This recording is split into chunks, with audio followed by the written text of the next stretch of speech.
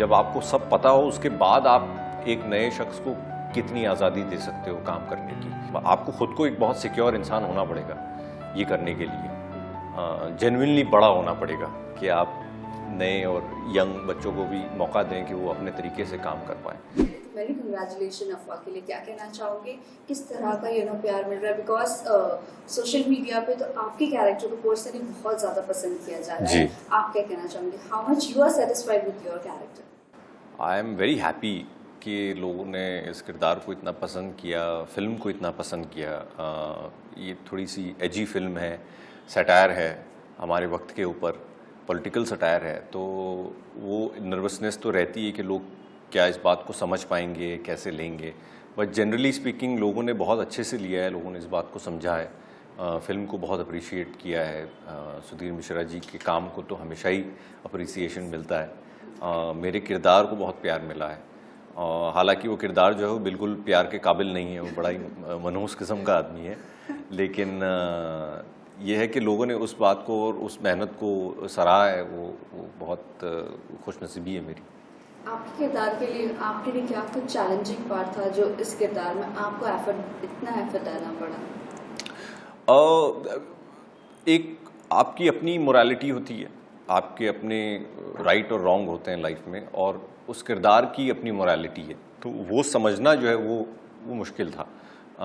जो जैसे मैं रिएक्ट करता हूँ एक सिचुएशन में, चाहे वो गुस्से में हो या क्राइसिस में हो, और वो किरदार कैसे रिएक्ट करता है, वो बिल्कुल विपरीत है मुझसे।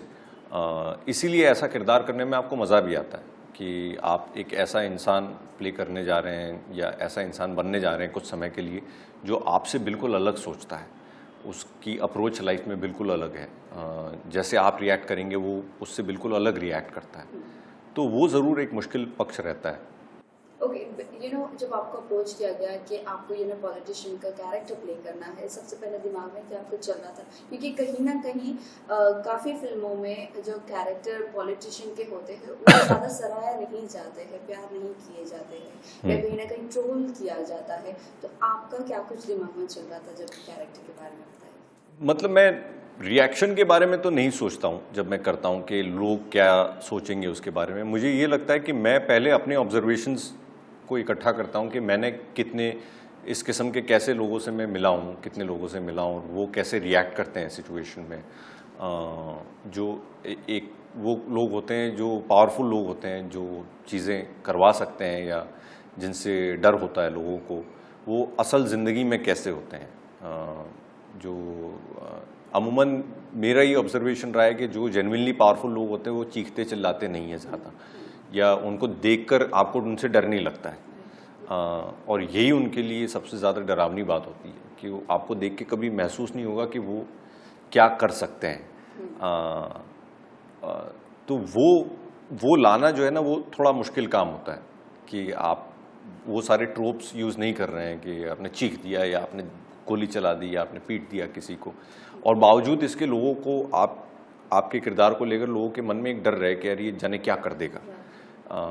Because I think the fear is always fear of the unknown. आपको जब पता नहीं होता है कि ये क्या कर सकता है, उससे आपको डर लगता है। जब आपने किसी को देख लिया कुछ करते हुए तो आपको पता है कि ये करेगा। तो वो मेरी अप्रोच थी इस किरदार को लेकर।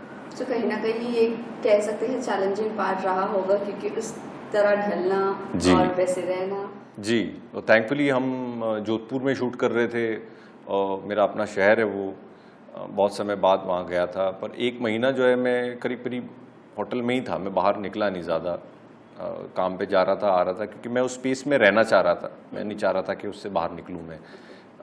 तो वो मेरे लिए बहुत अच्छा प्रोसेस रहा। ना बम्बई में होते हैं तो आप वापस घर आ जाते हैं, अपने दोस्तों से और लोगों से मिलते हैं, तो you break out of that. इसमें मेरे लिए वो एडवांटेज था कि मैं बाहर नहीं निकल रहा था, मैं उसी माहौल में रह रहा था। ओके, सो बाद में शूट के बाद अपने होम टाउन में कहीं जाकर आपने घूमा फिरा, कुछ किया, कुछ मेमोरीज कलेक्ट किए? नहीं, मैं तो बहुत गया हूँ जोधपुर। हमारे सारे समर विंटर हॉलीडेज़ जोधपुर में ही होते थे, तो मैं वैसे लगभग जो भी घूमने लायक जगह हैं वहाँ सारी जा चुका हूँ। अपने जो मेरा पुश्तैनी घर है वहाँ ज़रूर मैं गया, ननिहाल गया, लोगों से मिला, पर शूटिंग के बाद मिला मैं, उसके बीच में मैं नहीं मिलना चाह रहा था। ये एक बात कभी कभी लोग उससे नाराज़ भी हो जाते हैं कि ये आया और मिला नहीं। मैंने एक्चुअली बताया भी नहीं था कि मैं आ रहा हूँ जोधपुर में शूट करने, पर वो आई थिंक एयरपोर्ट पर ही कुछ पत्रकार थे जो मिल लिए, तो उन्होंने शायद छाप दिया। तो फिर मेरे मामा जी का फ़ोन भी आया कि तू आ रहा है, तुमने बताया नहीं, अखबार में आ रहा है। तो मैंने कहा नहीं, मैं थोड़ा काम के लिए आया हूँ, तो मैं इस समय बाहर आना नहीं चाह रहा था। ओके इसके अलावा ये जानना चाहेंगे आपके को एक्टर्स के साथ किस तरह का नवाजुद्दीन सर के साथ बॉन्ड रहा है और किस तरह का माहौल सेट पर रहा है, ये जानना चाहेंगे। बहुत अच्छा माहौल था। सुधीर जी जो हैं वो इतने बड़े फिल्म मेकर हैं, बावजूद उसके वो कलाकारों को बहुत आज़ादी देते हैं अपना काम करने की। उन्हें ये नहीं कहते कि तुम यही करो या वही करो, वो आपके साथ डिस्कस करते हैं, आप क्या कैसे इंटरप्रेट करते हो सीन को, वो करने की आपको आज़ादी देते हैं। तो ये मुझे मेरे लिए ये सीखने वाली बात थी कि जब आपको सब पता हो उसके बाद आप एक नए शख्स को कितनी आज़ादी दे सकते हो काम करने की।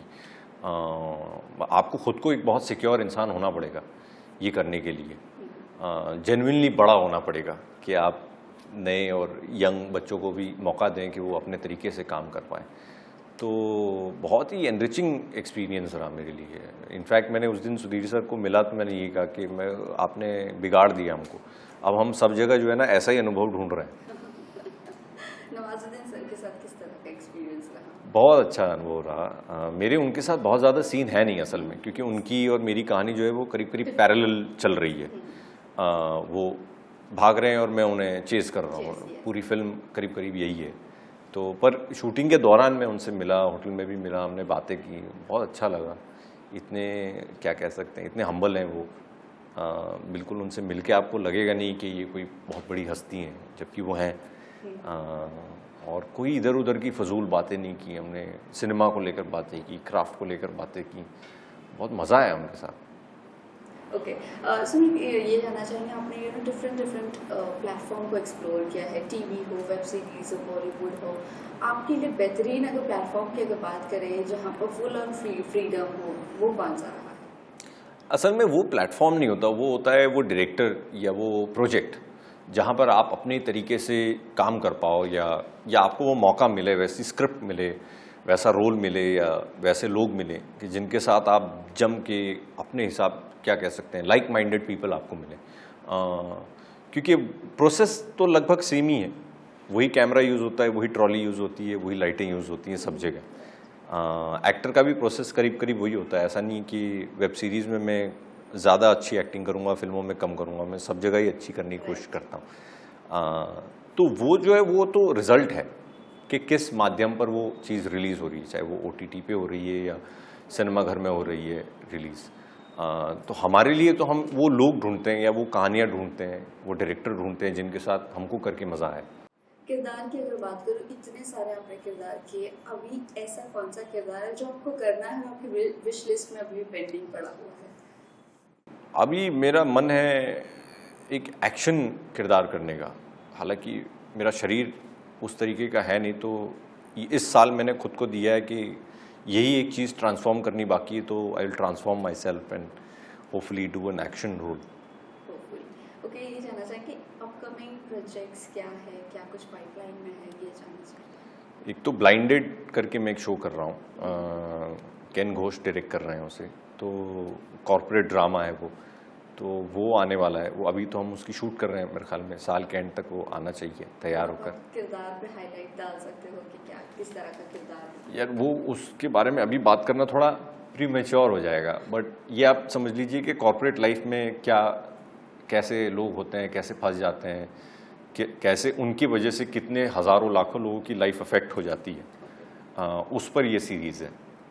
सो XXX3 सीजन 3 की बात करें तो कब आ रहा है, ये जानना चाहिए। ट्रिपलिंग का सीज़न 4 हम लोग लिखना शुरू करेंगे। सीज़न 3 बड़ा ZEE5 पे रिलीज़ हुआ, बहुत अच्छे से रिसीव किया लोगों ने, पसंद आया उनको। तो अब ये शूटिंग ख़त्म होने के बाद उसकी राइटिंग शुरू करेंगे ट्रिपलिंग 4 की। सो अभी टाइम है, मतलब इस चीज़ अभी टाइम है, साल के अंत तक मेरे ख्याल में चीज़ तैयार हो जानी चाहिए। ओके लास्टली जाते जाते फैंस एंड व्यूवर्स को क्या कहना चाहोगे, और क्या कुछ और एक्सपेक्ट कर रहे हो अभी आने वाले प्रोजेक्ट्स के लिए? और पहले तो शुक्रिया अदा करना चाहूँगा सबका कि सबने इतना प्यार दिया है और लोग काम को देखते हैं, सराहते हैं आज की डेट में। अब आज की डेट में वो वक्त है जब लोग अच्छा काम ढूंढते हैं या अलग काम ढूंढते हैं। पहले एक वो था कि कोई अलग करने की कोशिश करता था तो वो खो जाता था, कोई ध्यान नहीं देता था उस पर। आज की डेट में ऑडियंस को चाहिए कि आप कुछ नई कहानियाँ कहो, नए किरदार करो।